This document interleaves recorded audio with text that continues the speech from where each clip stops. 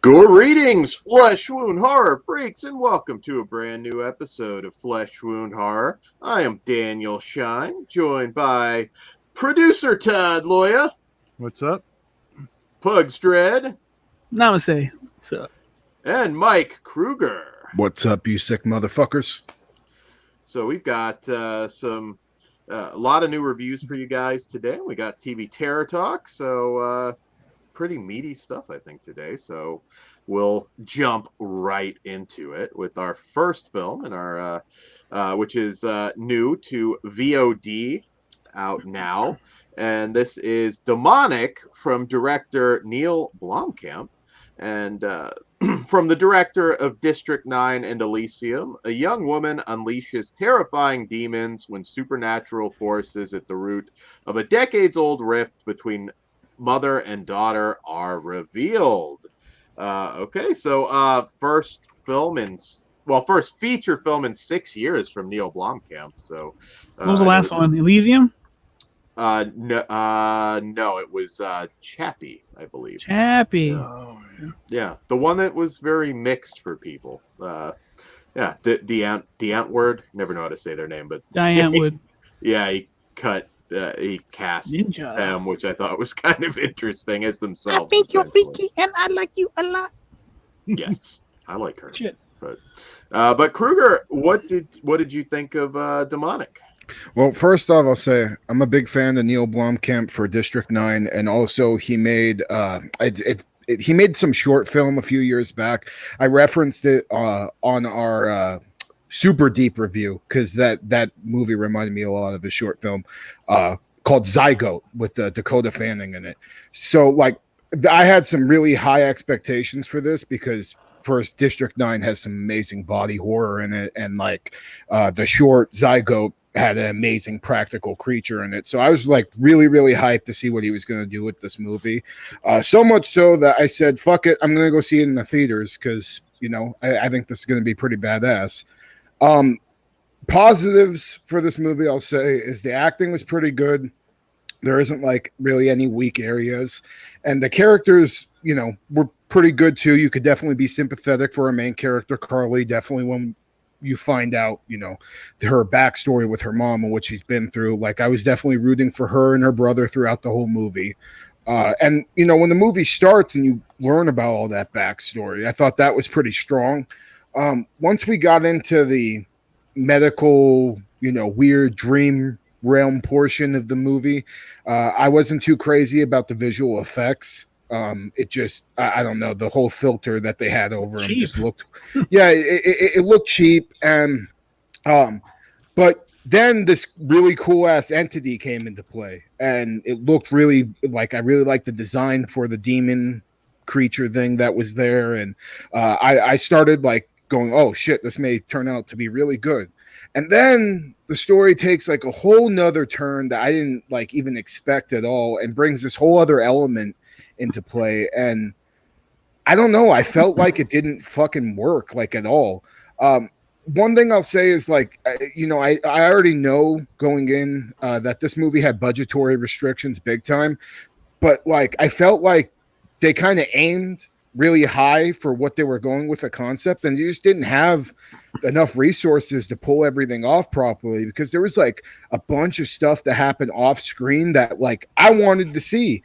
And when we got to that portion of the story, I'm like, you know, I'm waiting for the movie to pay off, and then all this shit happens off screen that, you know, I wanted to see, and it hurt my whole experience for me, and it just didn't make the journey feel worthwhile. Especially not, you know, paying a full price of a movie ticket either.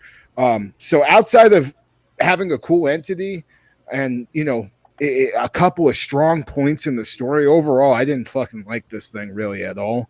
I I can't recommend it honestly to anybody, and that's really disappointing because I love Neil Blomkamp, but this was a major fucking dud for me. And yeah, I was really like, by the time I got out of the theater, I was really disappointed. I made the decision to go see it and not pay the VOD price and just watch it at home. What did you think, Pugs? I pretty much co-signed everything Kruger said. Okay, like, I'll tell you this: when I first finished the movie, I was like, "Oh, that was pretty good." And then, as time goes on, I was like, "That was kind of a dud." Like, because I didn't care for the demon. I thought his look, like, well, there's a certain scene where it became like not a drawing, but like a blueprint. I'm like, I just don't like what we're doing here, Neil. Mr. Blomkamp, you can do way better than this. I don't know what happened, because fucking Chappie's awesome. District 9. District 9's fucking incredible. I saw that movie like 4 or 5 times in the theater. Fucking was great. Yeah, so I had high expectations too, and this was, I can't recommend paying full price for this movie. Maybe wait for streaming, and you're paying a price for that. But yeah, overall, this is a fucking dud. I'm really disappointed. I still want his Alien movie if he gets a chance, because like I still have faith in the man. Just give him some money to do what he wants, because it looked fucking cheap. That bothered the shit out of me. Yeah, and I think it's that, like I said, he said that there was like some major budget issues with this movie, and where they didn't get as much money as they were expecting. So, I mean, maybe that's what hurt it the most, because he is brilliant and other stuff, but god damn, man. Yeah, I didn't really care for it that much, so I'd say wait. I'm with you guys, because I'd mentioned to Pugs about going to see it versus seeing it at home. He's like, yeah, just see it at home. Which I followed his advice, and I'm with you guys. Yeah, I was really like, it's funny because when she first got there and it was a little glitchy, I was like, is this stream fucking up? Dude, I thought the same thing. Like, what the fuck's wrong with my TV? And not in a good way, like Christmas cruelty. Yeah. Shout out. So 6 years since his last feature film. I could wait more than 6 if this is what he's got left in him at this point. I was a little disappointed that he didn't get his Alien movie too. Hey, so he made this during the pandemic. That might factor into it a little bit, but this is actually surprisingly bad. The whole VR effects stuff, I don't know. Some people apparently thought that was a highlight. Like you guys, I thought it was just kind of cheap. And that's not even, we don't really spend a lot of time there either when it comes down to it. I mean, that's actually all very brief. It's also been done before, quite frankly. There was another film called Incarnate that dealt with similar themes that actually got a theatrical release, although nobody saw it. Yeah. I mean, this movie made me think, I could go watch The Cell. I could go watch any number of movies that had similar. The story grabbed me a little bit the first 15 minutes or so. I was like, oh, okay, this could be. Yeah, there's an idea there. Something interesting. I thought just when they had maybe just a little bit of suspense going, they jump back and then to the physical world, and it just blunted it. And had, I mean, I'm quite shocked that this is a Neil Blomkamp movie, because I do enjoy. I thought District 9 was great. Would have loved to have seen a follow up to that. I'm still waiting. I'm keeping hope alive there. I want District 10, District 12. I could still see that happening. That's a very well-regarded movie, although it's been a long time now. But there also felt like Kruger said, a lot was missing. The whole priest. I get the priest angle. I thought they could have had a lot more there. Just like, that all just happened, and we don't see it. Well, and like it just felt so thrown together, you know what I mean? Like that whole portion of the story, I was like, what the fuck? Like, seriously, that's where we're going? Okay. And then what I was hoping for them to do, honestly. You remember We Are Still Here? Yeah. Yep. Okay, so like at the end of that fucking movie, they bring literally like about 15 people just into play real quick to get killed off like horribly and brutal ass deaths. And I thought that's where they were going to go.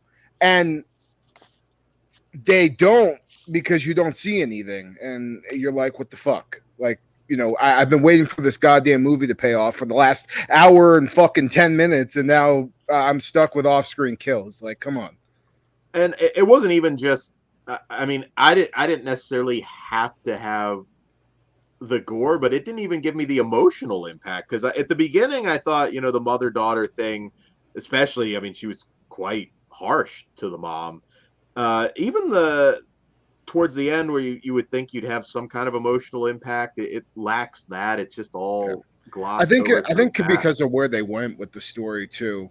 Like, it kind of takes all the emotional investment you have in the main character away when you bring that part of the story together. So yeah. It is, man, like, trust me, I was so fucking pissed. I used my my one free ticket a month from my membership for this shit. I was like, God damn. And it's fucked up too, because like Free ticket, Ben, though. well, yeah, but I had to pay for my girl, so it's not. Fair. Fucking, but like right before too, Ben Grimm on our Discord was like, yeah, I figure I'll just watch it on VOD. And I went into my whole spiel about why I want to see it in the theaters. And then I'm like, should have fucking listened to Ben Grimm. So shout out Ben Grimm and fucking Neil Blomkamp. What the fuck? Yes, shout out Ben. We love you, Ben. You're on everything. We love you. Man. Yeah, and I thought the demon looked like a little slightly less rapey Marty Skrull. I didn't, I wasn't that impressed with that either. I mean, I liked it for what it was, but it needed to do more than what it did. Like the reveal, when it's got its finger and shit, and what it did with it, like that was pretty cool. But then after that was the coolest scene in the whole fucking movie. It peaks at like 30 minutes in. I think they should have changed the name of this movie, because with the name like demonic, I'm expecting something demonic, and I did not really get that. Yeah. No. It was interesting enough at the beginning. I really thought we were building towards something interesting, and yeah, I mean, it was, even some of the writing wasn't very good. Some of the dialogue was really clunky. It just seems like when there was problems, so they just we're not going to do this. Just ripping out 3 pages. Or 6 years, like, all right, fuck it, I'll make this piece of shit. We got finance. Let's go. Which one? Right. I don't know. All right. So, all right. Well, I guess we can go ahead and rate it. What say you, Kruger? This may be high, honestly, but I'll give it a 2 out of 5. Because, like I said, I did like the entity, and I like some parts of the story, but overall, skip this shit. Your time could be spent better watching, honestly, anything else. Watch District 9 again. I am a 1.5, only because it's Neil Blomkamp, and there was a spark of an idea there somewhere, but fucking wait for streaming or don't see it at all. That's what I say. Yeah, I'm 1.5 also. I was going to say, if you're curious, wait for it to be on a streaming platform, not VOD. Yeah. I'm a 1. Don't see it on any platform for me. I even remember, and I can't, I mean, I like The Cell, but I could even recall like Stay Alive and Incarnate somewhat, which I don't think are great films, but even those at least had some moments. Hey, real talk. Fucking don't watch this piece of shit. Go watch Zygote, the short film on fucking YouTube. That shit is awesome. I want a feature length of that. So Neil Blomkamp, if you're gonna come back to horror, do that shit. But don't give us demonic 2, for God's sake. You won't be getting demonic 2. Let me drop a side note, little bombshell. When I first saw The Cell, I fucking hated it. Oh, shit. I thought it was. I was about to drop a hard R. I thought it was dumb, but it was just my dumb little brain. Like once I grew up and I saw it again, I was like, "Why did I not like this? This is fucking cool." So are we talking about the J-Lo one? Yeah. I guess I have to watch it again because I'm still off the first viewing. Okay, maybe you're like me, because like I hated it the first time, dude. But after like watching, I'm like, dude, also it's fucking Vincent D'Onofrio. How the fuck do I hate something with Vincent D'Onofrio? I'm dumb. Yeah, I've only seen it once, and I really don't remember it. It's His worth first- revisit now with your like adult brain. It's fucking totally different. He's his first movie was in Troma's The First Turn On. There you go. Yes. We covered that, not. He's also Good Marvel's one, best villain that they haven't used yet. His Kingpin is my favorite. So good. Was he in the animated one too? No, no, Okay. he was just in Daredevil. Okay, that's right. I couldn't remember who did the voice in the Spider-Verse one. He should have. I don't think they wanted a Kingpin that was like cutting off heads and. Well, it Yeah. wouldn't matter if he's just doing the voice. First off, Vincent D'Onofrio, in that scene you're talking about, just the rage he's hiding behind those eyes. Give this guy all the statues. That alone is fucking hard as shit. I love him in that. So good. Anyway, what's the next movie? Chained for Vincent D'Onofrio. Great performance. Oh, that movie fucking rules too. Yeah, Jennifer Lynch. Yes, absolutely. That's a high recommendation, guys. All right, so moving on to our next film of the evening, which is from A24 and writer for the screen and director David Lowery, The Green Knight, which is a retelling of the poem Sir Gawain and the Green Knight. Gawain, yeah, I was gonna say I hear, yeah, but I think you are technically right on that one, Kruger. I never say it right, but I know I'm supposed to say it right. So this is based on the poem. Jalapeno. And, I said he's right on this one. There's even movies that say it wrong. So. Bro, the only reason I know is because of the fucking stupid video they put on the A24 thing, so don't feel bad. That's okay. So yes, this follows King Arthur's reckless, headstrong nephew who embarks on a daring quest to confront the Green Knight, a gigantic emerald-skinned stranger and tester of men. All right, so Kruger, what did you think of Green Knight? So, visually, I'll say this movie is probably one of the most impressive things I've seen from A24, probably since like Midsummer and The Lighthouse. Like, man, fucking breathtaking cinematography, amazing shots. Like, holy shit, you need a 4K for this movie to, watch it at home. So, I also thought the acting was, really good all around. Dev Patel, who played Sir Gawain, like absolutely fucking killed it in his performance. And I mean, man, he made for such like a likable, like but flawed character. It was really cool with what they did with that character in general. And just so you know ahead of time, I'm not familiar with the like actual Sir Gawain and the Green Knight story. So everything going forward, I don't know how true it is to the source material, but I'll tell you this. I'll talk about that after a little bit. Word. Yeah. Okay, so like the story starts off like really interesting, but as time went on, I realized like, okay, this isn't really what I was expecting at all out of this movie.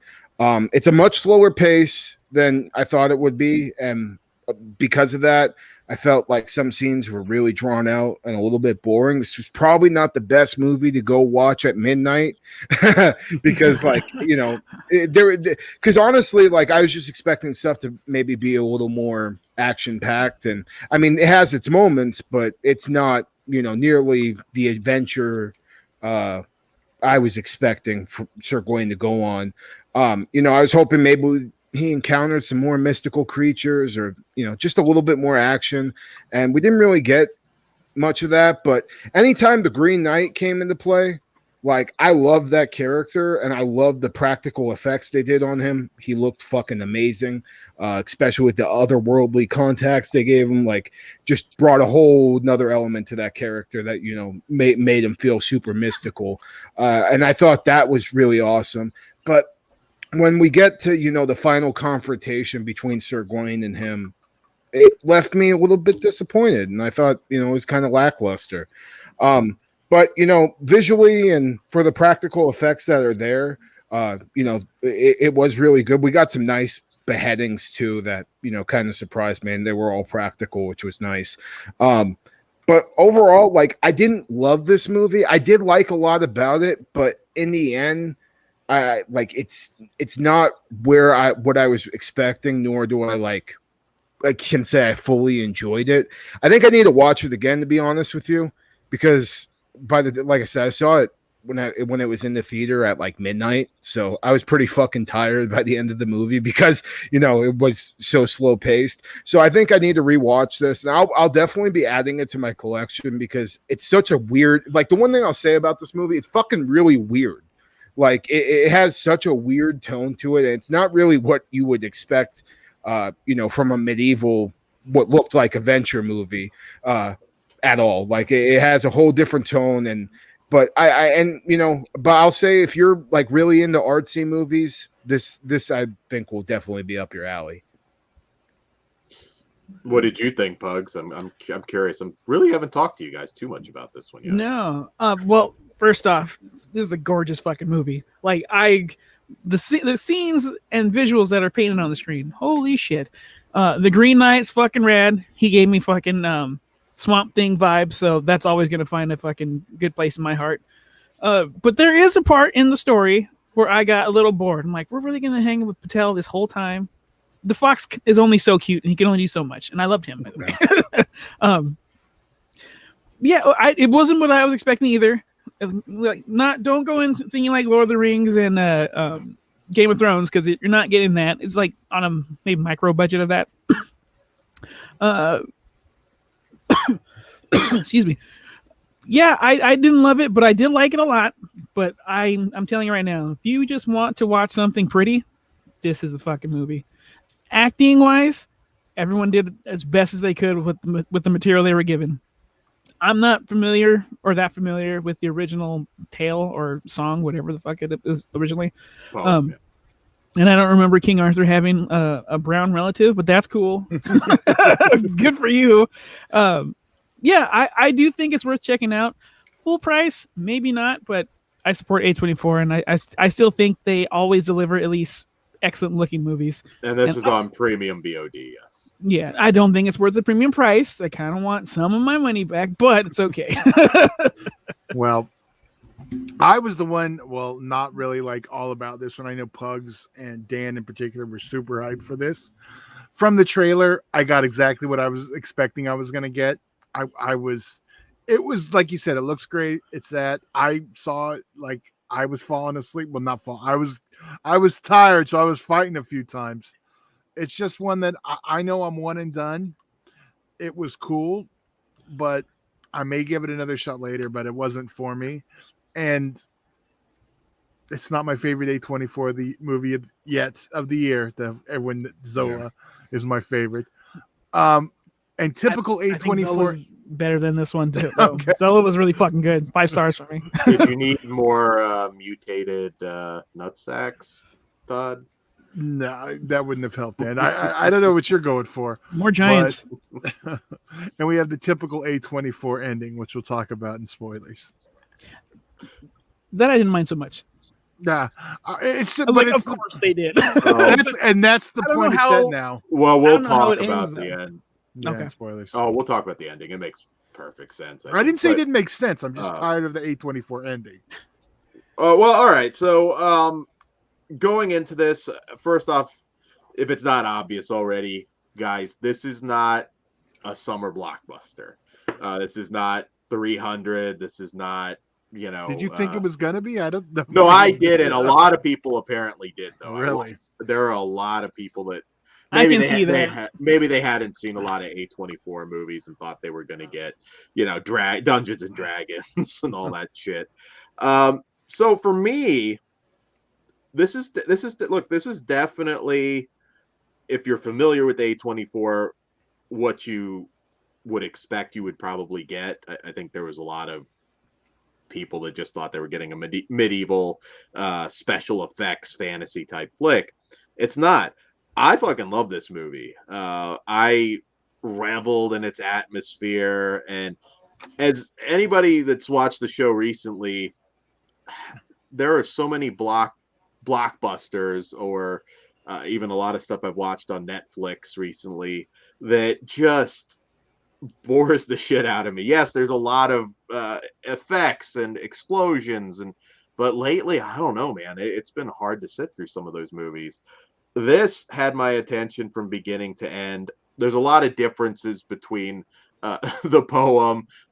So I know there's some literature geeks out there that are not so much complaining about it, I guess, but pointing that out. There is Not my Green Knight.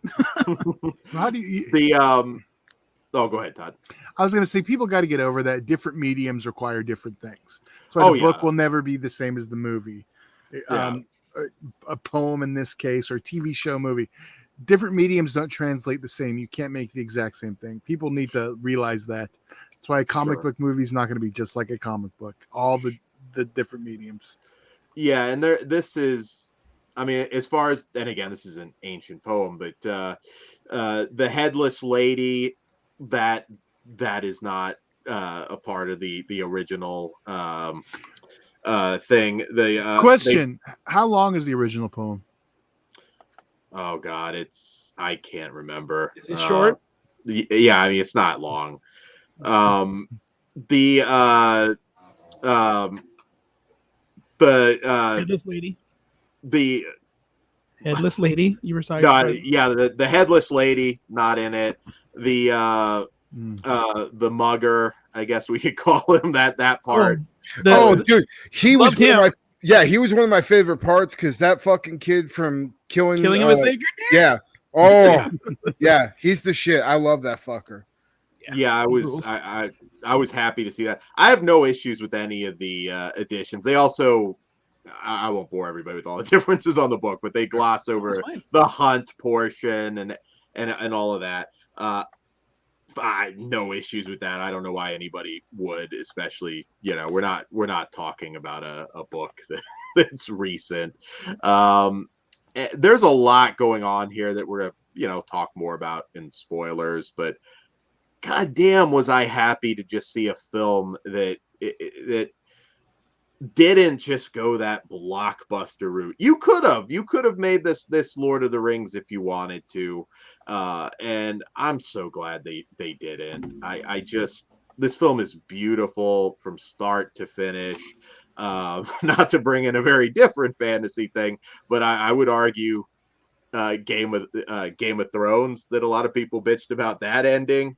This ending, much like that, makes total sense to the story and the moral of this particular story. I like Dev Patel a lot. I've enjoyed him in pretty much everything I've seen him in. He's great. Yeah, look, this is not an action film. In fact, there's basically no action in this. I mean, a little bit. Yeah, some heads roll, but for the most part, you're not.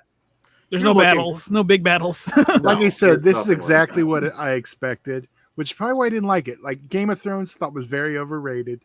I don't like the Lord of the Rings movie. I know, I'm sorry. Wait, hold on. I can fix that. It's no Death Spartacus. Stalker is what I. Oh, okay. You're right. Spartacus is a league of its fucking own. Kruger. But yeah. So, and I like all kinds of fantasy stuff. I just referenced Death Stalker. I like the cheesy shit too. Well, yeah, that is different. I like that, but like, I don't like. Yeah, I like low budget fan like Corman stuff. Yeah, that's different. That's a total different thing. And also great supporting cast. Sean Harris, man, is King Arthur. Goddamn, was he good? Alicia, the crown with the halo, that looked fucking cool.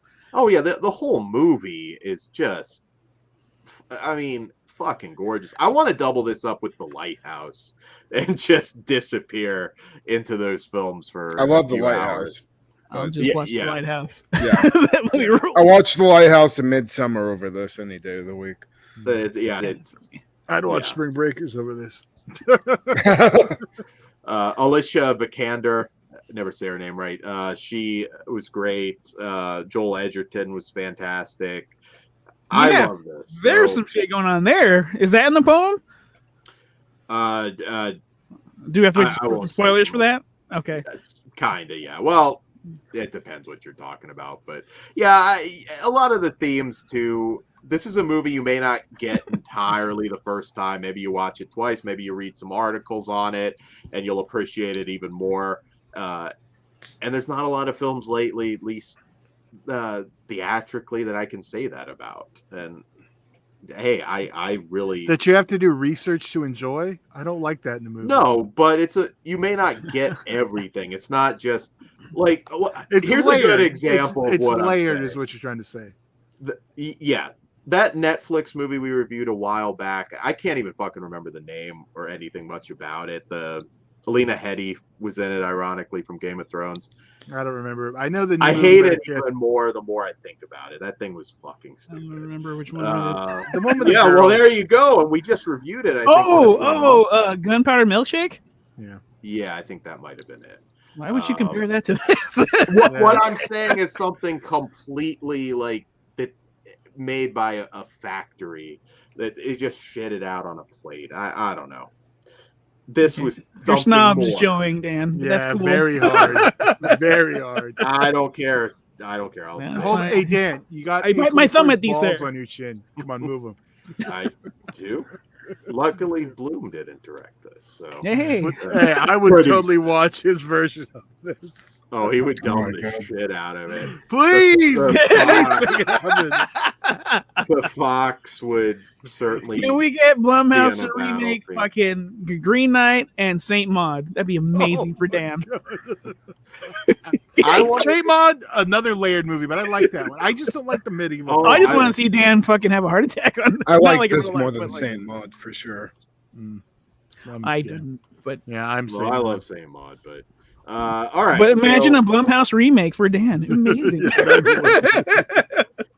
Hey, maybe it'll make people aware. They can of put that. it in. I actually they wouldn't mind it, to be honest. It'd suck, but you know, they'll at least see the first one, which is underseen. That's not what happens, though, Dan. You'd like to think that, but people don't say, "Oh, well, that sucked. Let me go watch the original." Doesn't happen as much as you think. I will tell you, I know people that the worst of the worst example, and maybe even worse than Black Christmas. I'm not going to go back and check to. What's worse than Black Christmas? Martyrs. No, Oh. well, that would no. That's Well, pr- that that was better than Martyrs. Black. that was pointless, but the fog. Oh, okay, yeah, Like, that's yeah. That Yeah, I've might. never watched the Fog Ring. I Don't- won't. Don't you fucking dare. Don't even out of curiosity. I You- won't go back to check, but that might be even worse than Black. Or let's just say it's just as bad. No, the fog is worse. The fog is fog, yeah. literally worse. But I know a It took lot of me people 3 back fucking then. sittings to get through. I I fell know, asleep right? every time. I know Every a lot time. of people Hold on, back Dan. then. That third after the third time, I just started from where I left off. I'm like, I'm not doing this. So Yeah. go ahead, Dan. Yeah. Sorry. No, I know a lot of people because that was unusually bad that did check out. the yeah, but parts you that are you long. you know a majority of people that are into genre films. Like I mean, an average person who just sees it or is not going to like that sucked. Let me watch the original. I don't Well, think maybe not, but they're aware of that's it. at what I least. was. Yeah, I was talking about more about that than like if we watch a remake of something now, we're gonna watch the original. Where did this shit come from? I don't understand. People Yeah, so it's a little swallow a different. lot of shit nowadays, so I don't know. They might. But anyways, I think we'll talk. Daniel more about Shine Green Pride. Knight. So all right. Yeah, let's rate this motherfucker then. Right? Yeah, Kruger, you went for it. What say you? I will say I'm a 3 out of 5 for now, but I think there's definitely some room to grow, and I'm gonna watch it again. I probably will have a way different opinion than I do already right now. What about you, Pugs? Nice. I'm actually the exact same, except with a high recommendation of I think you should watch it, but know what you're getting into. Because, like, again, everything on screen is fucking gorgeous, and everyone does their job. It's just I think there's a part in there that I found kind of boring, and it took me out, and I came back in. So, Yeah. 3 from me. I'm actually on par with both you, and I thought I liked it least. But I mean, that's me rating it. Like I know it wasn't for me, and I know it's a solid film. But you also know it's everyone gorgeous. Yeah, it is. Yeah. It's just these are the types of films I get. Yeah, that aren't for me. But the medieval stuff for some reason. Oh, I love that shit. Here we go. I'm a 4.5. I love this Oh. film. I was expecting a 5, honestly. The way Yeah, you, me too. Well, even I'm not. I don't know. Fantasy, it's hit or miss with me, but I do love this film. very, very much. As I was watching, I was like, Dan's gonna love this. Yeah. My thought was Dan would and Kruger wouldn't, and he's kind of in the middle. Yeah, I mean, like my main thing is I don't know. I went in thinking, maybe I'll see a dragon. You know what I mean? Or like some type of fucking, and like we do get a couple of creatures, but nothing like that made me like super excited to see it, on screen. Green Knight though, that like I said, I can't emphasize that enough. The practical effect for him was amazing, and contacts were fucking right on par. They'll give the Fox sword and armor and the Blum version, so you'll get all that. You get the dragons. That Fox fucking owns, and if he wants a sword, he can have one. Yeah, they'll make the dragons woke. It'll be fun. All right, so, Karen haircuts. Everything has to have Karen haircuts now. All right, so moving on to our next film. You better just apologize now, Pugs. I apologize. But for that reason, I was thinking about making I don't even want to say it now, a George Floyd joke, but I'm not going to. Well, thank you for not making that joke, Pugs. No problem. So we're going to be actually talking about both Don't Breathe films, and so because. And I do apologize, Kruger. Yeah, because Kruger's a huge fan. Pugs is like, I not a fan, or maybe he is. He rewatched it, and I'd never seen it. And well, Dan's just Dan. So we figured it was a good one to tackle before we tackle the second. Well, no, I don't know. Dan doesn't have like a super hard like, I love it, I hate it. He's seen it, and I think he's in the middle, so he doesn't have like, right? Am I wrong? Well, I won't spoil my. Well, review. yeah, but I'm saying you didn't have. You weren't like those two. Yeah, I don't. Well, let's find out. I never really went out of my way to shit on it. It's just whenever they brought it up, I'm like, yes, you have. I was only teasing, but no, I don't. No, I never get it out of my way. If it brought up, I'm like, oh, I don't like it, and then the subject gets like, they're like, want to continue. I'm like, okay, well, here's why. So, I think Kruger should probably go first, so I don't fucking start off on a bad foot. Or should I go first? You tell me, Kruger. I mean, I'm fine with whatever. Do we have a synopsis for this one? Yeah, I did. I threw Dan off. Dan was about to, but I just wanted to give a little backstory on it.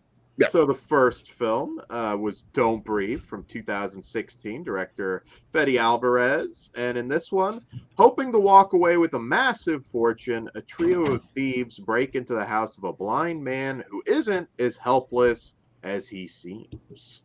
All right.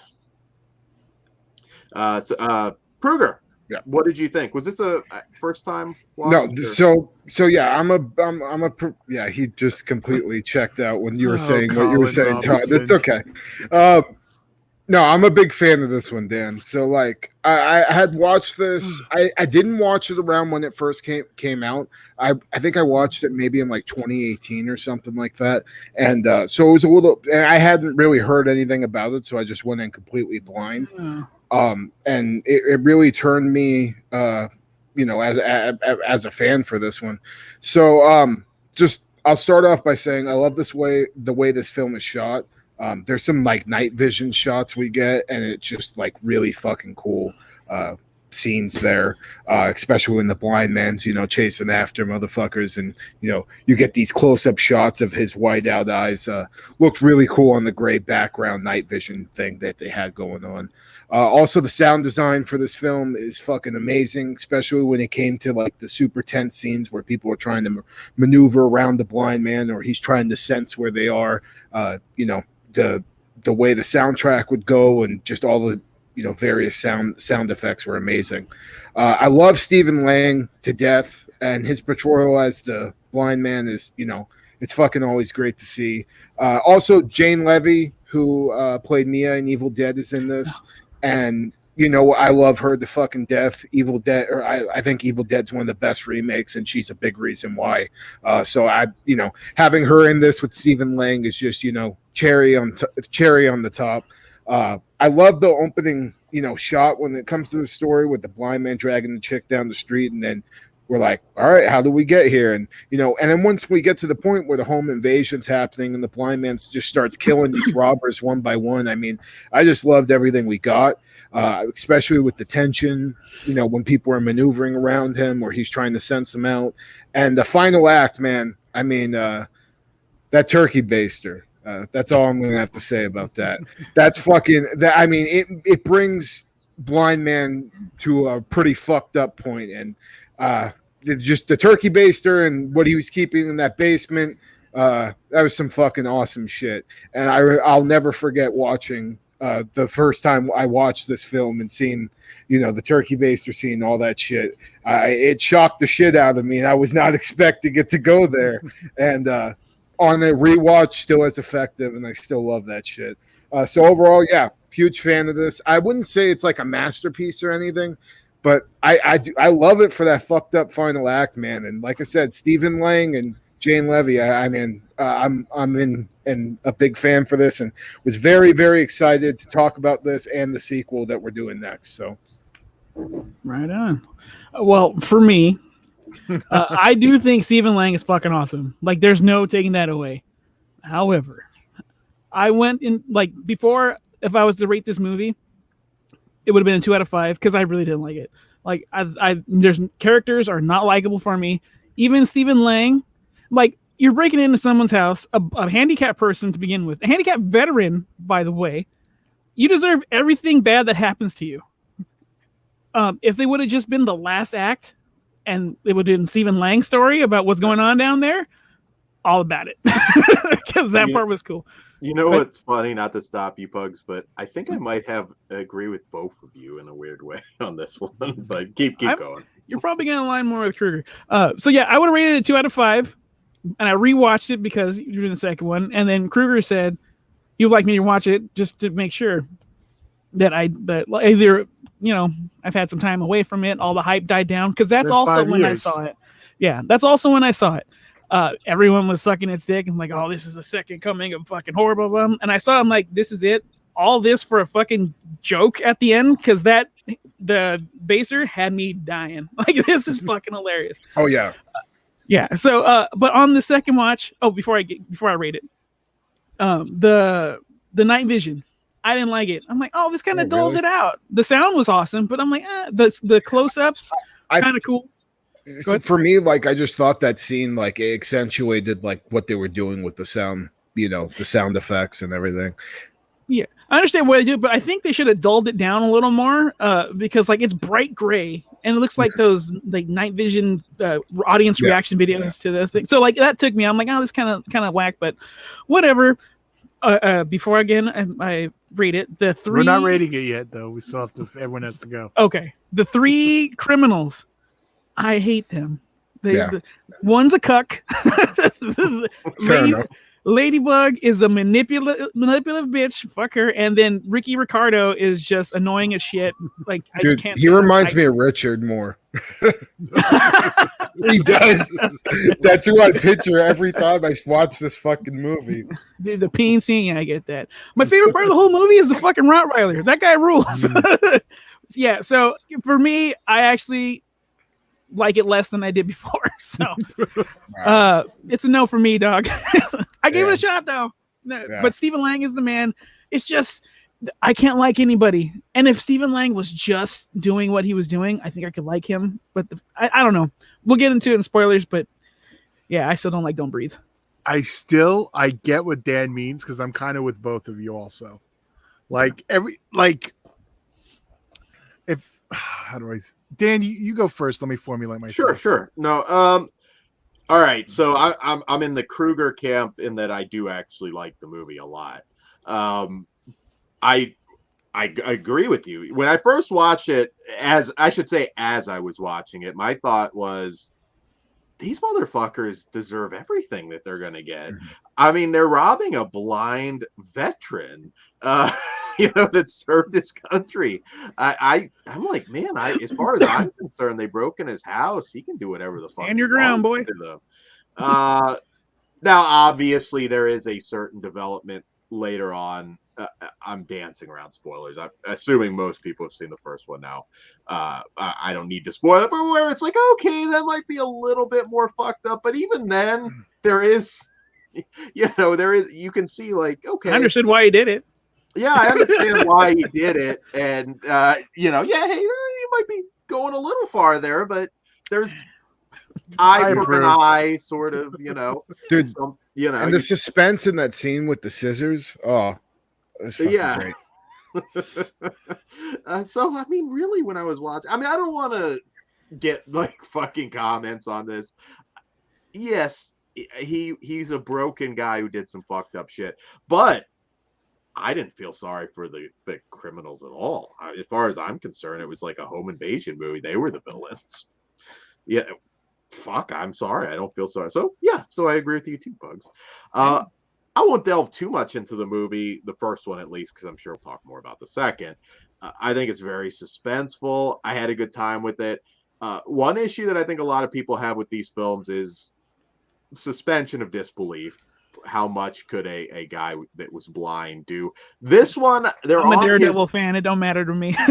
Well, and this one, they're on his turf the whole time, pretty much. So it's a little bit more justified. Always remember, all film is fantasy. It's not reality. Yeah, true. But when it takes place in the real world, there's certain things.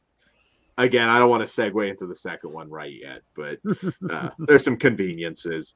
Not saying anything, a lot of conveniences, but Todd, go ahead on this. Yeah, first time viewing. I kind of didn't know where I was going to land because a lot of times I agree with Pugs, a lot of times I agree with Kruger.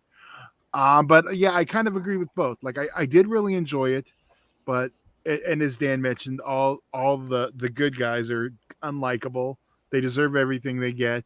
They're not good guys. She's using that dude. Like, I mean, yeah, they try and make you feel bad for her because the mother's a crack. That bitch ain't playing me. But so yeah, that was the only thing, and it kind of makes sense when we get into when we talk about the second one, because I know it's kind of weird. Why it's gonna get spoiled anyway. Yeah. But yeah. So overall, I think the main reason I just wasn't all about this one was the hype, so I avoided it. After I was so fucking disappointed with It Follows, I was like, this was like the next super hyped one after that. It Follows. I hate that one. I love it. I was gonna say Dan loves it. It feels like Halloween to me. Yeah, I keep without saying, Michael. Yeah, I keep saying I'll give it a second watch, but I haven't done it yet. Maybe one day. Maybe you might like it less. Maybe I will when It Follows 2 happens. So yeah, I think it's worth a watch. Okay. So shall we? Are we gonna rate? We're gonna rate this one, right? Yeah, we'll rate. Okay. Okay. All right. Yeah. So I'm a 4.5 out of the 5. I like I said, I really like this one a lot. And gave me one of the most iconic scenes I think that stays in my head in recent memory. So, what about you, Pugs? You said you're like a 2, aren't you? Or worse? I was. Oh, I was a 2. Trying to talk you up. No, it went down a half point. I was like, I don't like anybody in this fucking movie. So, and yeah, it just doesn't do anything for me. I 1.5. Dan? Oh, before we rate it, I saw it after I went to a 98 Degrees concert, and I had the time of my life there. You went to a 98 Degrees? I sure as fuck did, but I went for O-Town, and I stood for 98 Degrees. So I'm giving Don't Breathe a star back for that. I'm just you can do whatever you want. So I don't know who O-Town is, so I don't know about that one. But because you've never taken a woman there, Dan. So I can see maybe some people, like you said, the hype train, but I still really like this movie. I think it's one of those ones maybe you watch the second time, but it's suspenseful as hell. It's fun. Yes, the characters are detestable, but I just look at it as that they're the villains. Yeah, for me.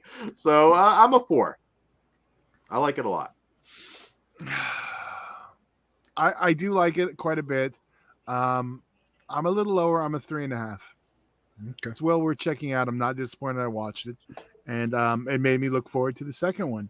Speaking of which, Dan, yeah, we'll get right into it. So Don't Breathe 2, which is from director Rodos Sayagas. And this sequel is set in the years following the initial deadly home invasion, where Norman Nordstrom lives in quiet solace until his past sins catch up to him. All right, so with this one, from the trailer, it seemed like we were going to get a very different film, and we do. And I am very happy about that. The trailer, like, okay, this looks like more Death Wish, and that's what we get. I'm glad they didn't rush the sequel, which apparently they tried to, and I think they took their time. And this is fun. This movie's really fun. So before I delve into it, though, I'm just going to say this. How do we... There was such a perfect opportunity since we had Dean Ambrose in this that we could have had Renee Young too. Because God stole it. God, yes. All I could think of was John Moxley. Yeah. Well, yeah, Moxley. That was showing what an AEW fan I am. Didn't hit Dirty Deeds or indie fan. Didn't hit Dirty Deeds on anybody. I was just, they could have done that. But. It took me out of the movie, I'll tell you right now, because all I could see was makes sense because he's definitely done meth before. He had the mannerisms, like everything about that guy. Who also, I will say, had great performance. Actually, talk about manipulative. Yeah. He was Russian Doll, the Netflix show with Natasha Lyonne. Yes, he's in that. Yeah, fantastic actor. And so, yeah, this is like a Death Wish kind of revenge sort of thing. And I fucking love that. So that's perfect for me. And this moves the story. Because like I said, looking at the first one, and I know a couple people actually that were just livid that they would make him the quote unquote good guy. Again, it's a little more complicated than all that. But I guess they've never seen Devil's Rejects then, right? Well, these people would probably have an issue with that too, I would imagine. But again, as far as I'm concerned, he does something a little naughty in the first one, but he's basically the good guy in comparison to the three. Well, and the other one did. No, never mind. So in this one, you get to see him. Man, there are a lot of conveniences as far as him being able to inflict the fucking ass whooping that he does on these guys. I didn't care. He's a veteran. And he is a SEAL, yes. But I didn't care. It didn't ruin the experience for me. I just I was able to enjoy this one.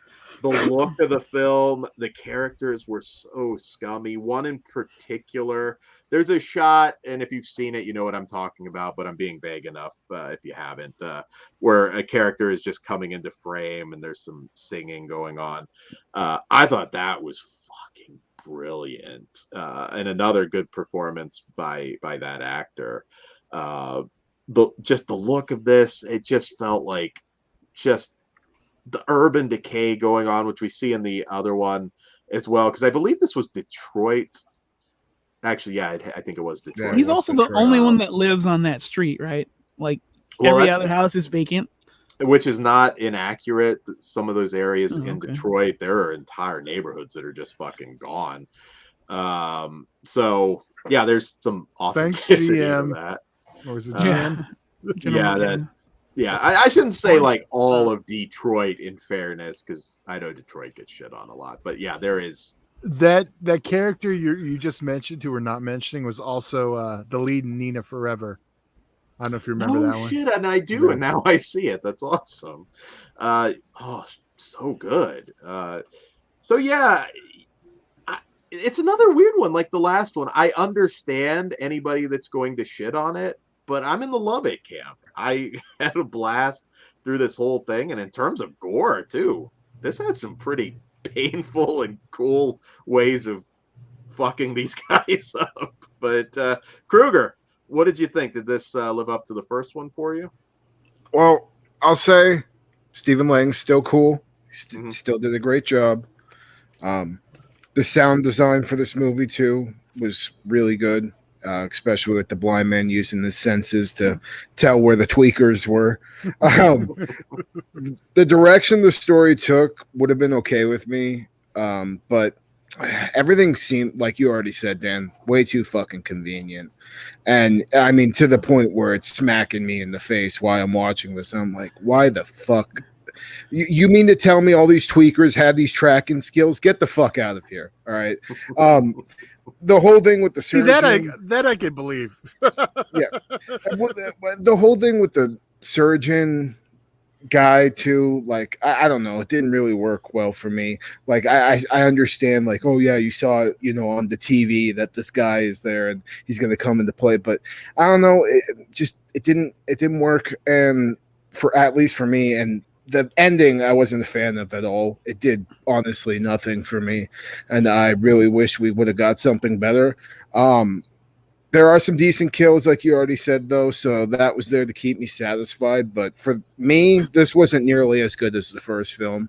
And the direction of making the blind man, I think, the hero action, it felt more like an action movie at times than it did, and so I don't know, that kind of hurt my overall experience. I still liked it, and there's definitely spots in this movie that it shines, but I wish we would have got a better sequel. And I kind of want this franchise dead now, unless we're going to get a prequel of what he did before. In the first movie, I'm fine with that and making him straight up villain again. But if there's some way that they decide to make a sequel again, I honestly don't want to see it. I'd rather see Stephen Lang do some other shit in some other horror movies than watch The Blind Man run its course again. So I still liked it, but definitely disappointed me a lot. What about you, Todd? Well, I know Pugs doesn't like, because he only likes Daredevil, so that's the one that's okay. Blind Fury, Rutger Hauer. We've We'll had find blind guy action films. I know. No, see, I think I'm closer to Dan on this one so far, because I like that it feels like a Death Witch type film, and I also love those films. I have to call it out right now because I'm shocked Kruger didn't mention it, because I thought immediately there's the first shot in the very beginning was such shitty CGI. Oh yeah, you were mentioning. It drove me insane. And if you did notice, I'll tell you the shot because it's not going to ruin anything. Yeah. It's after certain characters crawling on the ground out of a burning house. It's and yeah. And it looks so bad. It like pulled me out because I was like, God damn it. I think the person next to me was like, what the fuck's this? I didn't notice that. Oh, yeah. Oh, no, I did. I forgot. But it's so brief. I know. It just, yeah. But other than that, and everyone's mentioned, like, yeah, he's blind. This shouldn't. How did he not fall in that? Just a bunch of shit. But again, like I said earlier, it's film, not fantasy, or it's fantasy, not reality. So I was entertained enough. I was able to look over even the shitty CGI. I thought it was a good time. But I get what Kruger's saying, is this is more action than I'd say horror. Yeah, gory. Right? Yeah. So, yeah, I like this one more than the first one. What? I like this one more than the first one. Doesn't surprise me. It gave me more. I still think there's really no one to like in these movies. Like there's no real fucking hero. The girl. I mean, okay, sure, but she doesn't really. What did she do? God damn, Bugs. Fine, the girl is, I guess, but she's fucking under 10. She can't really do anything. Goddamn, Bugs. You know what? I would say her. She sassed him. If she stayed with her parents, she would have been just as big a piece of shit. Yeah. Oh, that was funny. There was a black parent in the audience that was like, "Oh hell no!" at a certain part, and that fucking added to my enjoyment for sure. Yeah, I think it's fun. Again, the dogs are the best part of these series. They're such good animals. We need more of those. I don't mind the convenient part. Again, he's a veteran. He's trained. Sure. I kind of wish they wouldn't have done that heel turn twice, but we can get in that in spoilers because like it was obvious where it was going. I was like, and like Kruger, like I don't need the fucking spoon to be lit up and fed to me. I can get it. So, yeah, I thought it was fun. I liked it way more than the first one. I still don't love this franchise, and if it's done, cool. If it's not, I'm no longer going to be sour on watching a new one, I guess. Wouldn't it be the spoon lit up and stuck in you? Oh, I didn't want to go full blown. But yeah. Did you guys like the casting though? Because like I thought like all the heavies and everything, they all just looked the part. They looked scary. They looked nasty. The blonde dude who I thought was really good. I did like the super glue thing. I'm like, I don't think that worked like that, but that's cool. Oh, I think that would. Did they do that on Jackass? I don't think they Chance. sealed Not the mouth. that'd Just be the pretty clam. fun. Man, they got to really outdo themselves now. The characters, like even though they're different, they're still the same. Like motive. I can't say exact motivation. Like the character types are still here, and that's why I can't really like anybody totally completely.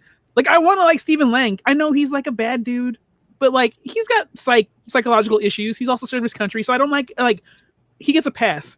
But the guys that are hunting him down, I do not like. Even when the reveal happens, I don't like. Like I don't know. Everyone's a piece of shit in this movie. We might be talking a different reveal because I was gonna say I don't think there's ever a point where I think I'm gonna. I laughed. I was laughing before, even when the parents like, oh hell no. Anyway, I had fun with it. Shockingly. I did too. All right, do we want to rate this? Yeah, and real quick, I just want to say again because I know I'm gonna get shit from somebody. I'm not saying he's literally the good guy, but he is the good guy, Stephen Lang. He's the fucking best character in the damn movie. I'll give him that. He doesn't hurt anybody. You don't seriously wrong him. Who are you worried about? Fuck these people. Yeah, I mean, what do you care? I mean, this is a group of people who loved Freddy, Jason, and all that stuff. They were all the bad guys. They understand. Tell you that. Yes. You know what? Stephen Lang is the good guy. If you have a problem with it, fuck you. He didn't do anything wrong. There you go. Well, I wouldn't say he's the good guy, but it's okay to like him. I would. Well, I'm rooting for him more than I'm rooting for the other motherfuckers. I will even defend him in the first one because honestly, when we get the spoiler wall, I'll be his lawyer. Okay. Well, all right. Well, let's rate it then. All right. I guess I went first. I'm a 4. Okay. I am a 3 out of 5. I really wanted to give it a 3.5 because I did like a lot of the kills and stuff, but just the story didn't warrant anything more than just a 3. So, what about you, Pucks? Real quick, because Kruger, you had made a point I forgot to mention. The surgeon guy, you could have cut some of that out. You didn't really have to foreshadow a lot of that. I don't think they needed it. That's what he was talking about heating up the spoon and feeding it to him. So yeah, you could have lost almost all of that, really. Yeah, I didn't need to see that he was a character that was on the TV before. You could add something like bodies or Yeah, it just bothered the hell out of me when it came into play. I was like, I'm already like kind of invested in this shit. I didn't fucking want this shit too. Gotcha. But Right. yeah, so 3 out of 5 for me, Pugs. What about you? I like it a lot more than the first one, but I still don't like it like a lot. So it's a 2.5 for me. I recommend this one. So, Todd, I'm a 4. I did like this one quite a bit. I think I go back and forth between a 3.5 and 4. I think I like this one a little bit better, so I'm going to give it a 4. All right. We've established that Pugs hates the blind, so. oh, I love Daredevil. The blind are cool. They're not the problem. I think they're all handy capable. It's these pieces of shit that want to break in and steal shit. Fuck them. Anything that happens. And if you murder a family member, fuck them. Anything that happens to you. All right. So, did you rate it? Yeah, you did rate it. Yeah, we did. We're good. So we'll move on to TV Terror Talk and at this point, of course, we're And it's done. spoiler territory. Yes, the end of American Horror Story. Oh, that's it. Yeah. We got And then okay. this week, American Horror Story proper begins. Double Yeah, feature. They're and called. we're Double getting feature, and we're getting a season 2 for American Horror Stories. I figured. Cool. All right. So our first episode tonight was episode 5 and Ball, and in this one, some familiar face, Billy Lord, is back in this one, and a wife does the unthinkable for a chance at a successful pregnancy. Okay, well, this one was weird. I didn't love it, but it's not bad. It's just one of those very middle of the road kind of stories. There's some twists and turns, I guess, but I got a question, Dan, because I think you might be because I liked it, but I do feel it overstayed its welcome. Like it did a turn again one too many times. I would preferred that first twist and like just be done with it there. But then they go a little extra mile, which is cool. Yeah. But I'm like, the before this part, the story was better. Dude, the line she gives the demon right before, like, I want you to give me another baby. Fuck yeah. Dude.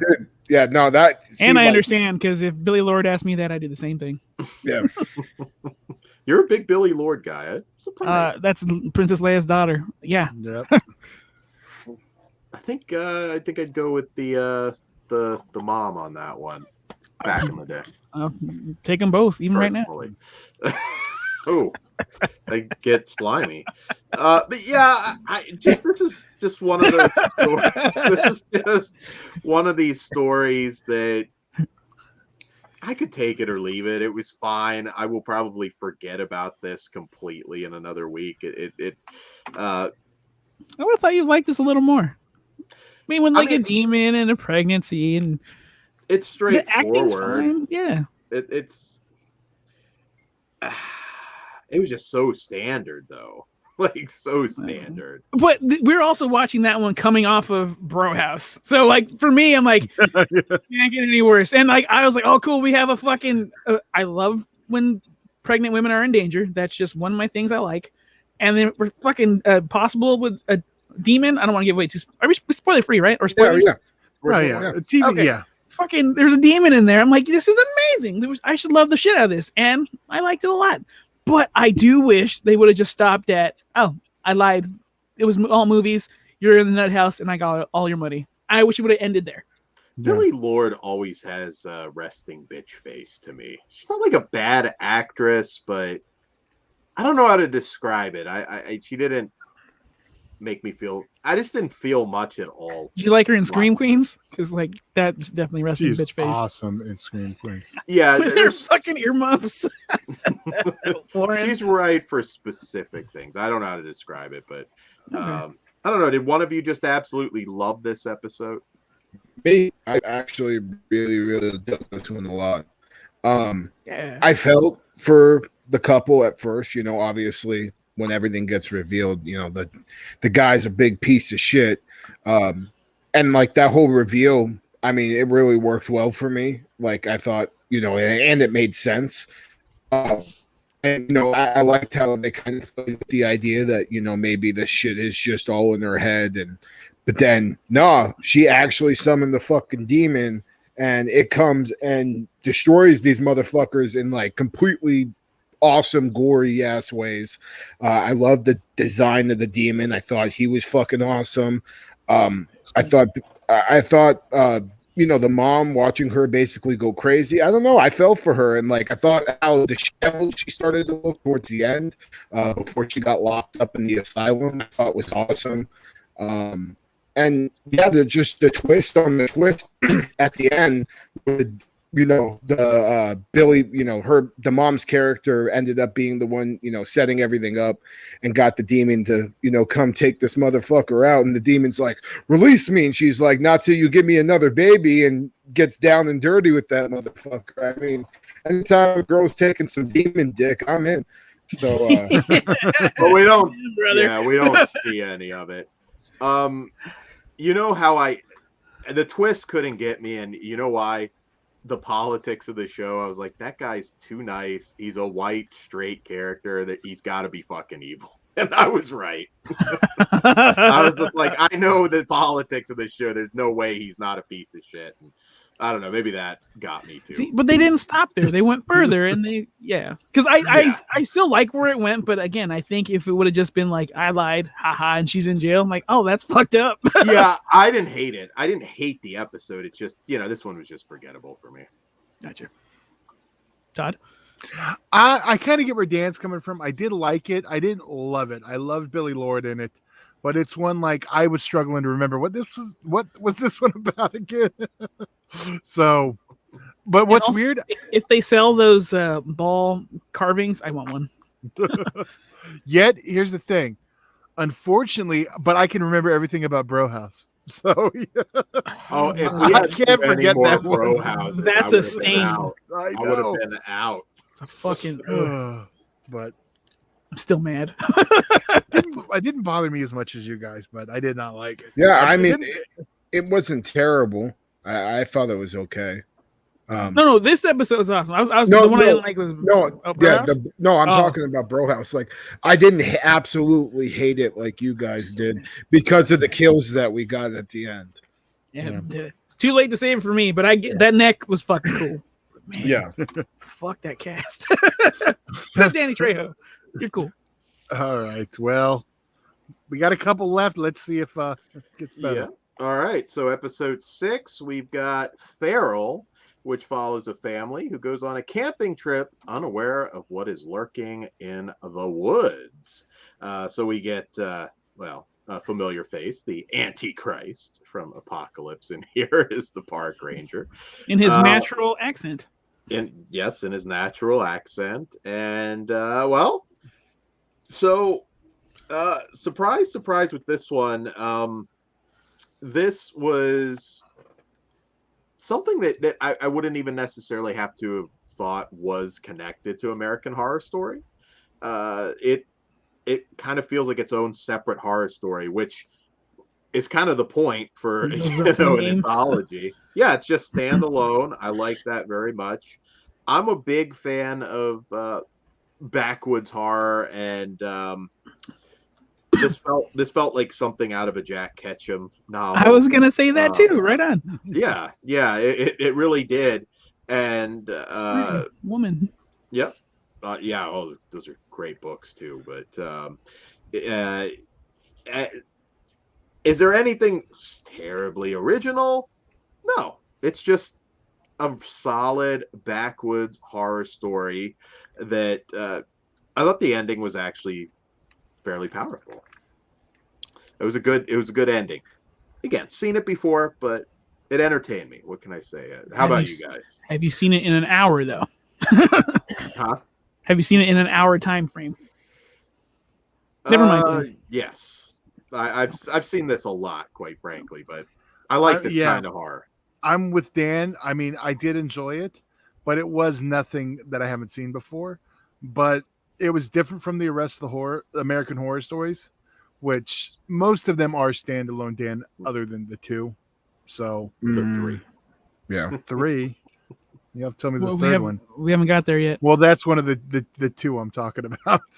Well, technically the first episode is a 2-parter. I think. Okay. There we go. Okay. It's 2 separate episodes. No, you're right. Yeah, I So that's the shit that pissed me off too. Almost half of this 7-episode season. I can't quite call this an anthology series exactly. Well, you know what an anthology is. It's separate stories. It doesn't mean they're all original stories. They did the Halloween thing. They went to Season of the Witch and then they went back to Michael. Yeah, it's like I said before with Freddy's Nightmares. They used to do the same thing. They go back to stories they've already tackled. So it's not unusual for an anthology to retackle stuff they've already talked about. But anyway, that's not what this is about. I did actually like this one. It's not my favorite of the series, but I think it's a strong entry. It's predictable too, to be honest. I like this one a lot more than the last one, but everything with the kid, okay, yeah, that happened exactly as you'd expect it to. But some really cool looking, gnarly looking.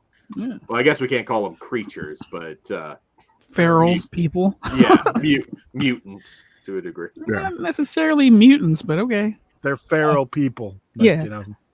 Kruger, we never got we don't have your thoughts on like the woman and Spring. So I'm curious to know what you thought about this. I love the woman Okay. to death. I haven't watched the other two films in that trilogy though. Spring. That's the best ones, you know. It is. They're all awesome though. I like them. Yeah, no, the woman I thought was fucking phenomenal. That's homeboy that did the Bug episode on Masters of Horror and May, right? Lucky McKee. Yeah, he's the shit. Yeah, this I actually liked a lot. I thought the horror of losing your kid while camping, like Jesus Christ, like I can only imagine, and then just watching how the family fell apart. I found all that kind of compelling. The hunter character that comes and tries to scam him, I thought was fucking hilarious. I kept laughing my ass off at shit he was saying. And like the whole imagery of that scene where they see all the bodies and then they start coming back to life, I thought that was really cool. And the actual designs of the feral people with like the different costumes and stuff I thought were pretty awesome. So yeah, this was really good. This was probably my second favorite episode, if not maybe my favorite. But like honestly, I wouldn't mind seeing like a feature length of something like this. Just because like I mean we get it, but I don't know. I still like fucking wild people, and it's they're not exact. These were a little bit different though. They kind of die and come back to life too. So I mean, it wasn't just your typical. This is, some Neanderthals in the middle of the forest type of deal. I Inbred thought deluxe. Cool. Yeah. No, I liked it a lot. I thought it was cool. They brought the piece of shit carpenter back to be the dad, but I don't think that was him. But that's the same actor, so I was like, "Oh fuck yeah!" I hope it's his backstory. But then by the end, I'm like, "Oh, that's not him." Damn, because I think that would have been cool. If they're gonna fucking go back to Murder House anyway. No, I thought it was cool. I had no beef with it. I spent 40, 50 minutes with a story I liked, people I liked. I had a great time with it. I thought it was great. That's all. And Lucky McKee, by the way, also co-writes a lot of Jack Ketchum's last stories, including the novel of The Woman. So really good stuff. I didn't know he did the novels too. I know he did some of the adaptations. He collaborated with Ketchum on 3 novels. Oh, 3, I believe. Yeah, nice. All well worth reading if you can get a hold of them. All right. Well, we got one left, the season finale, which we Yes. should mention because thanks Pugs for reminding me. The new episodes of American Horror Story season 10 debuted tonight. So Now, is it on Hulu? Won't be till tomorrow. the next day? Okay. I'm pretty sure it'll go up at midnight or 9. Yeah, and I gotta set my DVR. We'll forget. the big issue, it's not really an issue, but you kind of have to watch this. You can't really watch this separate now. There's characters that, Dylan McDermott in particular, and a lot of references to stuff that if you haven't watched all the rest of American Horror Story, this isn't like I'm going to use standalone. this as a counter argument. It's not standalone. You're on the anthology. It's not standalone. No. That's not it. You used to always tell me, you don't need to watch the old seasons. Just start the show now. You'd always tell me that. Well, until you didn't, though. What?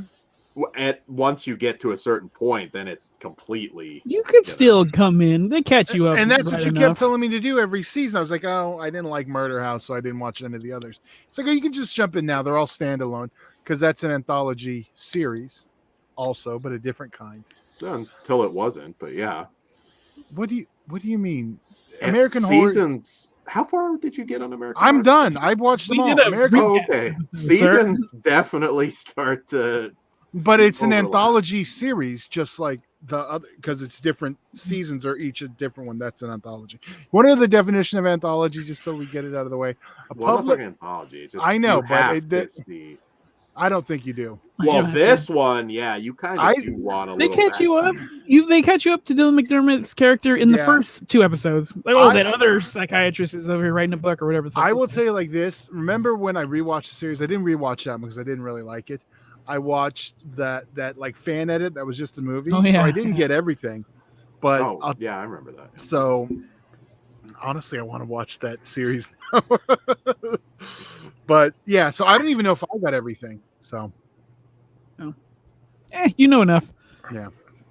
So, who wants to go first? Dan, you already went. Right? The last episode was Game Over, episode 7. A couple dares to spend a night in one of the most infamous haunted houses, the Murder House. Go Kruger with the hot tag. Tag me in, because this fucking episode was a goddamn steaming pile of fucking shit.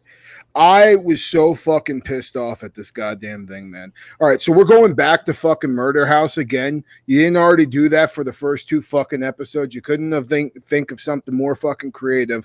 No, we're going to use Murder House again, have complete obnoxious fucking characters I could not give a living fucking shit about.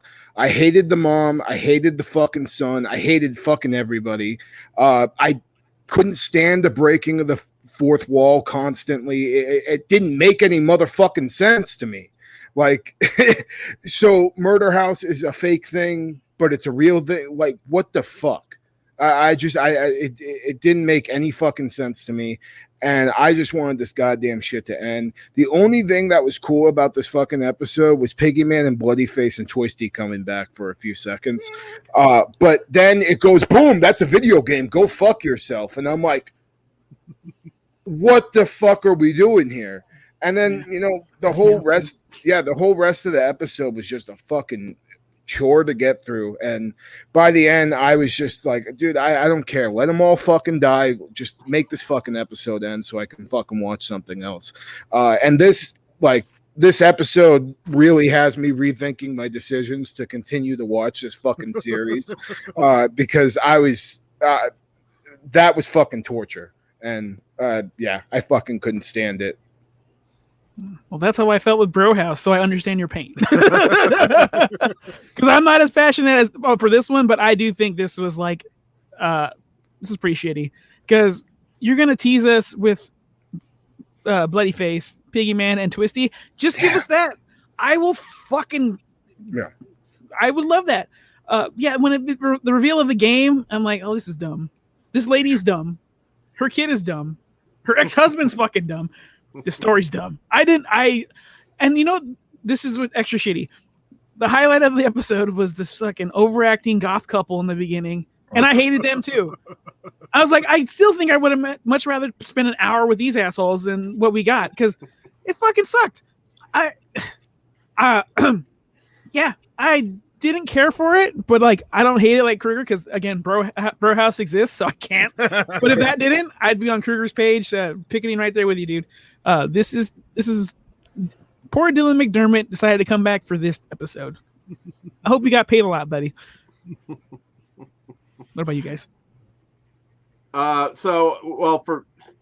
For me, I will say that there was potential because I did enjoy the couple, not the original couple. Those guys they were assholes, as Bug said. But I did enjoy kind of like that tragic romance with Ruby, and I'm forgetting the other girl's name. They would have been better focusing on that because they do have their moments. But as Kruger said, it's like, oh, video game. Yeah, Scarlet. Great. It's this Scarlet. Yeah, sorry, I couldn't think of her name. But Scarlet and Ruby, like that might have been a perfect ending there. It's sad. Their backstories. I like those two characters a lot. And yeah, it gets so fucking dumb. And I like the mom. She was Ophelia on Fear the Walking Dead, and she's really good normally, but they do make her a fucking moron. Dude, before I forget, fucking that line at the end. Love never dies. Go fuck yourself. Seriously. Oh my god. Oh, Jesus Christ. Isn't that a tagline from something else anyway? Yeah. Several Everything. things. Yeah. Like probably 35 different fucking movies. Real fucking original. Evil never dies. That's where it's at. Oh, There Evil you Never Dies is like, that's Motherfucker is Halloween. That's what I'm going for. I'm kind of closer to Dan because like I liked all the stuff that was continuing off the season premieres. But I think they should have focused on it. I'm probably in the minority here. I'm kind of bummed they ended it. They can go back to it now, but by getting rid of the house, we can't get more of that story with Scarlett and her. We could. They're condos. Yeah, I know, but that's not going to be as cool as the murder house. If we're doing another season and it's going to be attached to another season, give me Asylum. I just want Asylum stories. I like the idea of kind of like going back to the old worlds for a couple episodes. Like, say next time they bookend it with Asylum, then the next time they bookend it with 84. You know, if they did that, because I'm honest, this made me want to go back and like actually watch Murder House again from beginning to end. Morbid curiosity, right? It is. So.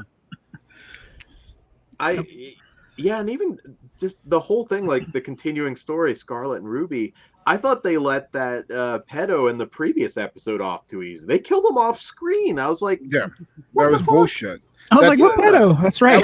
That was my biggest well, issue. He was more than pedo, but yeah. That was my biggest issue with that fucking episode was like, okay, you have the most despicable character and you're about to kill him and you don't fucking show it. What the hell? That's how this episode should have opened instead with the fucking stupid goth couple. Oh my god. Yeah, skinning. I mean, without that though, we wouldn't have got Twisty and Bloody Face on this. You see, we still didn't get them because all they did was tease us. Fucking video, dude. That needs to happen. Like, I just want to see those three just go to a house and fucking massacre a bunch of kids. Please. Or road movie. Somehow they get resurrected. If they want to tie it into Murder House, that's cool. Just have it like the strangers, but they're dressed like these guys, and have them be real and fuck each other. Fuck these people. It's American Horror Story. They might fuck each other too. That's fine too. Shit. Well, on that note, do we have anything on this before we move to spoilers from the features earlier? No. Other than overall, I'm gonna say thumbs down though. Yeah, that shit sucked. I like there's as two. A whole. No, Dan's saying the whole series. As a whole, I'm more thumbs down than thumbs up. I didn't think it was fantastic. Okay. I think up on it. I go up, man. I think it's like 50-50 for me. Like there's some weak points for me big time in like the first two episodes and the last, but there are a couple I really, really like a lot. So yeah, I'd be thumbs up for overall, like for the majority. Like, but I'm like that. They shit the bed at the end. Yeah, for big time. And I am a Murder House fan. I am an apologist. I think I like it more than anyone here. But like, this was just lame and lazy and dumb. I like Murder House too. I mean, Okay. I'm will an tell Asylum you, guy. Much as me though. Yeah, Asylum's the best. Asylum. Fuck yeah, hands down. I'm a mark. I'm 84. Yeah, I gotta watch that one. I'll probably love it. I think you will. I want to watch it this year. I still think you like Asylum more. Really? I do. I mean, I did love Asylum. It was pretty badass. Dude, they gave us everything. I fucking love it. Serial killers. Yeah. Asylum, Yeah, Freak I know Show, they both Hotel. do. They're all. Other than the first season, I was like, eh. But all right, Dan, do the spiel so we can go to spoilers. All right, so guys, patreon.com/fleshwoundfeatures for original, exclusive, uncensored content. We have a big show coming up there that's going to be Patreon exclusive. You won't get to see it any other way. We also fleshwoundfeatures.com for all of our links, including our Teespring store, so you can get some merch from us. We are on Discord, Twitch, Horror Cartel Flesh Wound Radio Facebook group, and Flesh Wound Radio on Twitter. I think I plugged it all. All right. On that note, let's hit the spoiler warning. All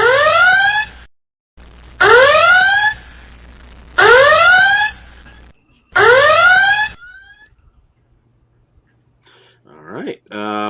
So what shall we tackle first, guys? Well, what do we have spoil? I don't know if we have spoilers for everything, but if we go backwards, shouldn't we do Don't Breathe too first?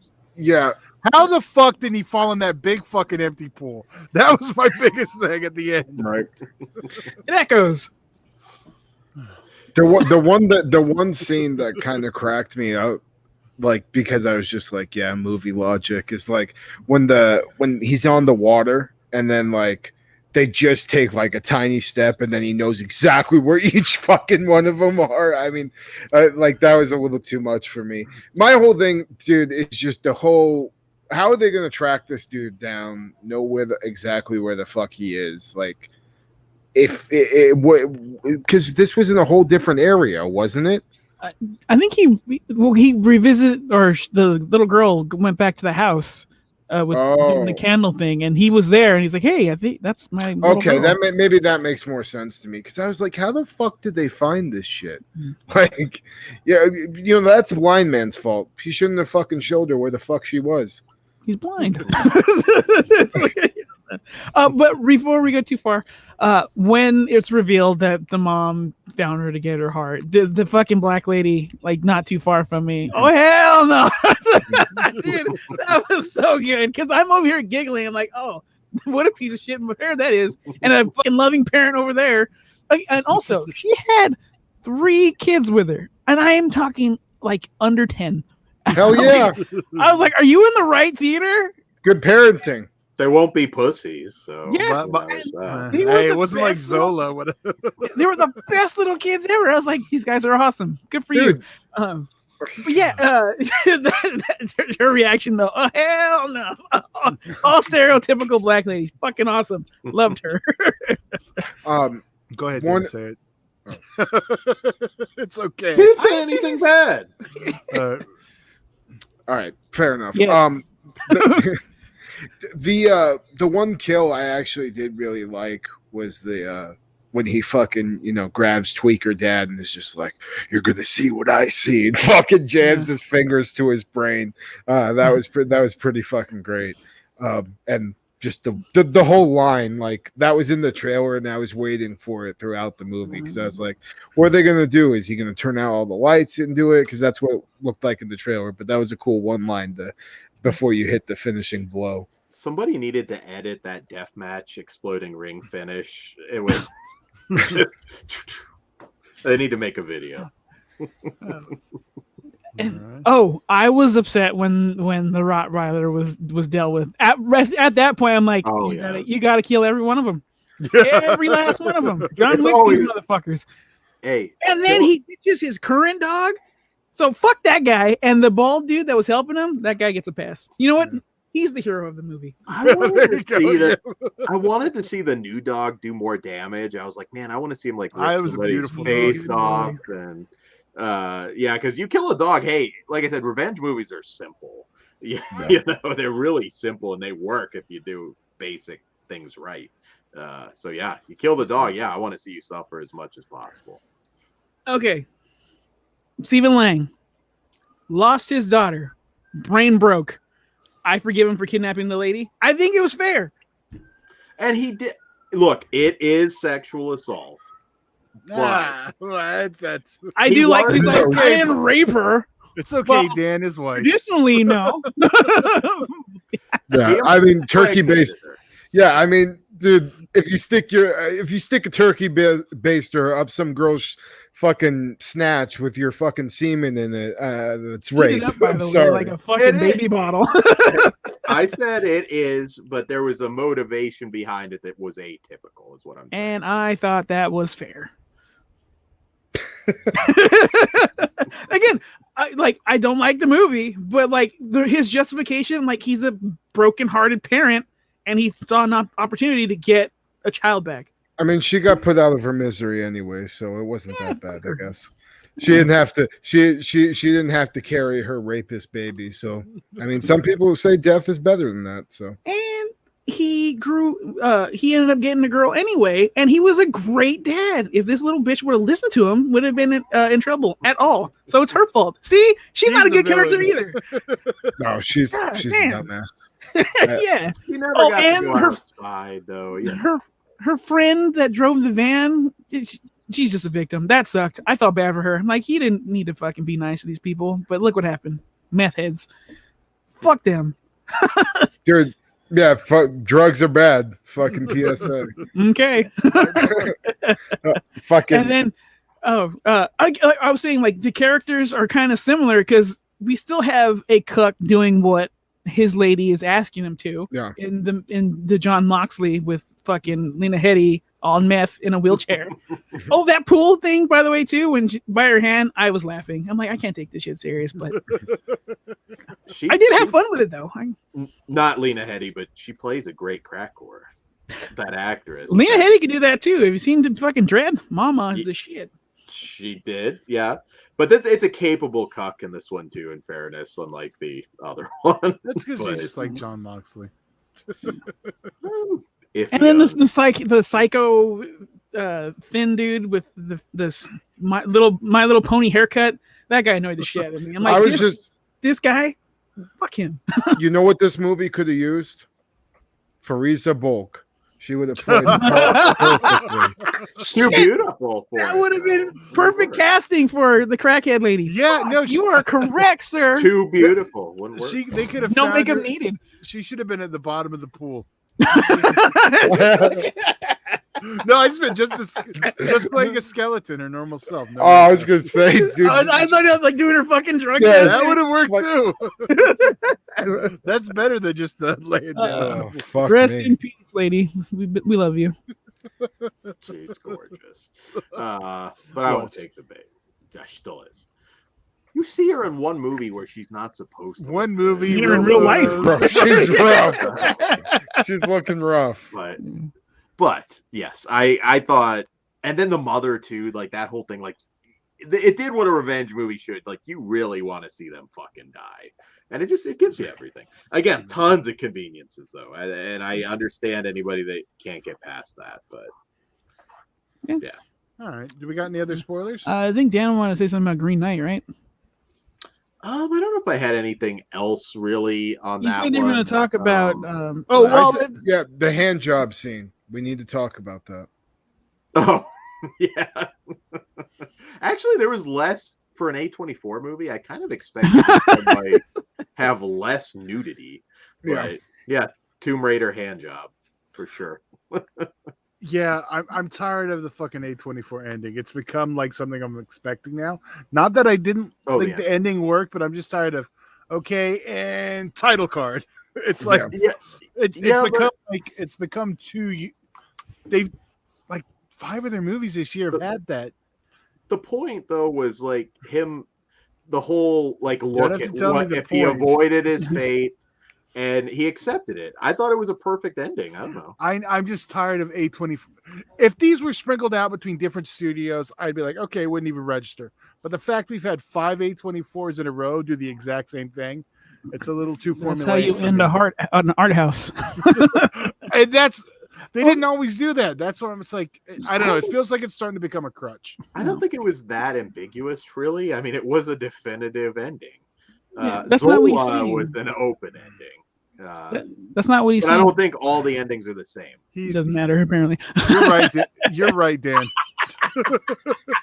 I don't know if you have much of a point, though. The endings are different. At least no. You're right. You're right. All right, I am. I have a question. Joel Edgerton. That's his name, right? The actor, yeah. Yeah. When he fucking made out with fucking Patel, what the fuck? Like, were they gonna do it? Yeah, I was waiting for it. Yeah, and it would have made all the sense in the world because it seemed right. And he's like, no. I'm like, all right, whatever. Yeah, there's a if an American art. Is it in the poem? That's what I'm asking. No. There's a lot that's not. I mean, again, hand job. No, there's no hand job. So, I had to ask.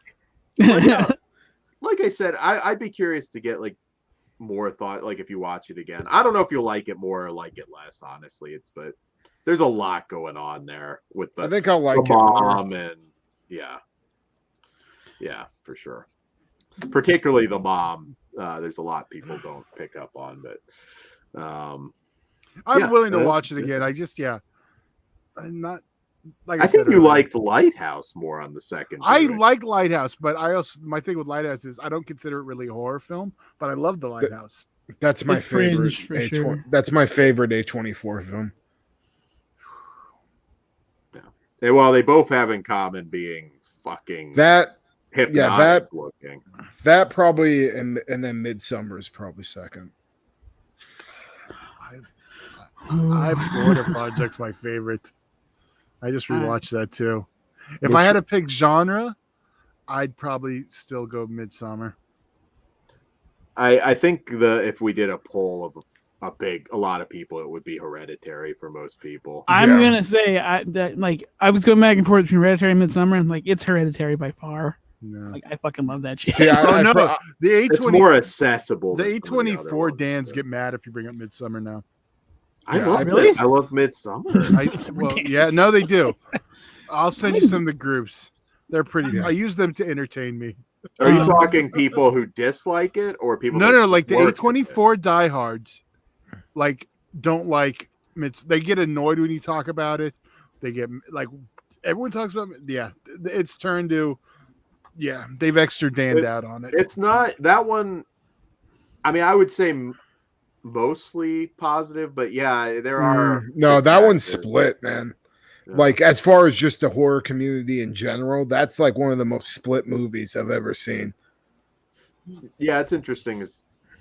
I mean, shit though. I saw that. Well, fucking, I saw the director's cut too. So I'm definitely. Yeah, me too. Midsummer fucking owns. I don't know. Fuck people. Anyway, any other spoilers? Not for me, no. No, unless we didn't have anything for Demonic? Neil- No. no. No. I didn't think so. Other than fucking Neil Blomkamp, get your shit together, motherfucker. Yeah. We expect more. You're from better you. than that. Yeah, hands down. All right, then. Well, with that All being right. said, gentlemen, let's get the fuck out of here. All right. Good night, and Iris loves you. Todd. I'll shine. Stay Cougar? sick, motherfuckers. All right, Dan, you're right, and I'll see you in Disneyland. Always.